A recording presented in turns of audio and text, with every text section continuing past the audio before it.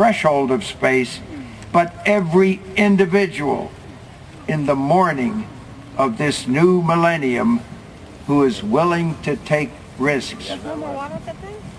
At a ceremony commemorating photographs, I was asked by someone why that photograph of me on the moon has meaning. And I said there are three words: location, location, location. Risk has always been the price of any successful venture. Whether it be our migration out of Africa into the northern ice, the founding of the New World, the shaping of a continent, or the preservation of that new freedom. The people who fought and won World War II have been called the greatest generation. Through cooperation, persistence, discipline, and endurance, they abided depression and war, defeating the darkest demon in history, and leaving America a colossus astride the earth. Willing to accept risk and sacrifice, they had a vision of something larger than themselves. They won the war and returned to recreate America, its communities, roads, businesses, government, arts, and sciences, and an economic strength unparalleled in the long curve of history. As their latest great gesture, they put humanity on the moon. They were a generation united not only by a common purpose, but also by common values: duty, honor, service, love of family and country, and above all, a sense of responsibility for oneself. One thinks of the dying lieutenant's last two words to Private Ryan: earn this. Too often we fail to honor that debt. There is a failure of nerve, a loss of vigor, and a collective hypochondria that cripples our larger visions. Someone once asked Wernher von Braun, the man who built the Apollo rockets, what it would take to send a man to the moon. His answer is the epitaph of his generation: the will to do it. The Apollo moon landings proclaimed to the world that for a free people, a people with energy, imagination, and acceptance of risk, the sky is not the limit. When Neil and I stepped off the lunar lander, we simply stepped off the tip of a great pyramid of American technology and know-how. The spirit of American progress and prosperity lies in its great projects: the bridges, the canals, skyscrapers, and transcontinental railroads, Roosevelt's arsenal of democracy, and Kennedy's mission to the moon. America has always stood at the leading edge of history. The story of this country is one of restless idealism and a phenomenal readiness to work, of migrants and immigrants whose visions of a better life settled the West and raised up cities, of the miners, lumberjacks, cowpunchers, and prairie farmers who tamed the continent. But above all, it is the history of what a free people, unfettered by tyrants and dogma, can accomplish. That history now rests in your hands. America is you.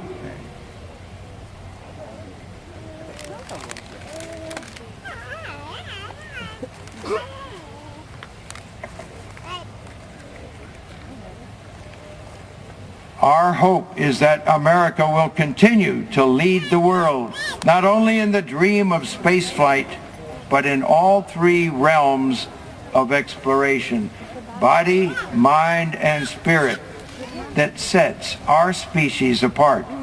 When we think of exploration, we think of our migration out of Africa, across the seas and continents, reaching the poles, and inevitably the ancient river valleys of Mars, the ice seas of Europa, the yellow skies of Titan, and ultimately out into the ocean of light to sail forever through the starry archipelagos of the vast Milky Way.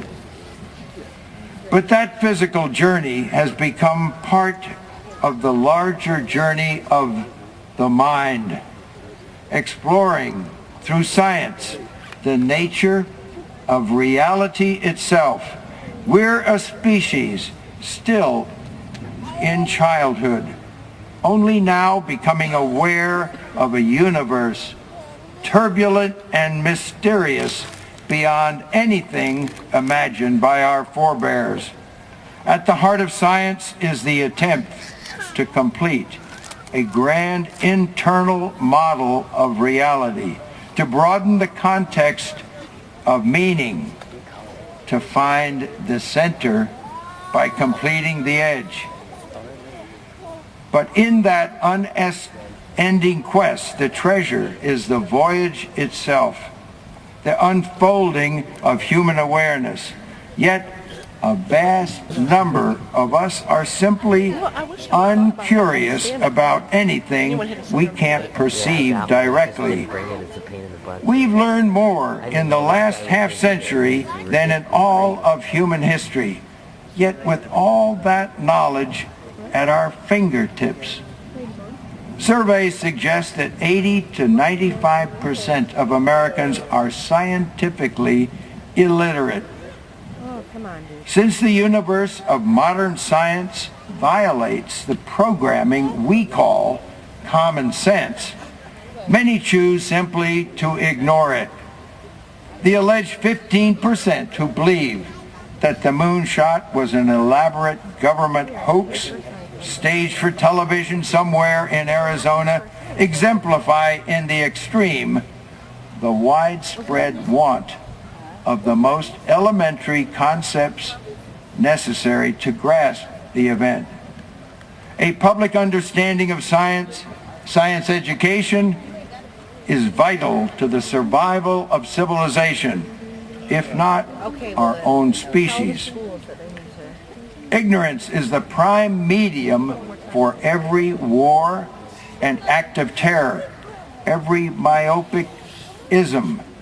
It's only through science that we've been able to pierce the infantile, dysfunctional need to be the center of the universe. That we even do science is a hopeful sign for our mental health. In some far future, when all our conceits are revealed to be but a profound product of our history and inborn imperatives, science will still be ratcheting ahead, finding bits of reality. No single bit is sacred, but the quest is. My hope is that you will each find a way to embody that quest in one of its myriad forms. And though all of you may not walk on Mars, become scientists, each of you can become explorers in spirit, opening yourselves to those things that expand your imagination, stretch your understanding, and nurture your sense of wonder.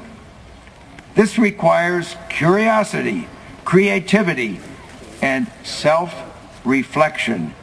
It means not mistaking a hectic personal life for a connected and meaningful one. Tell me, wrote the novelist Mary Oliver, what is it You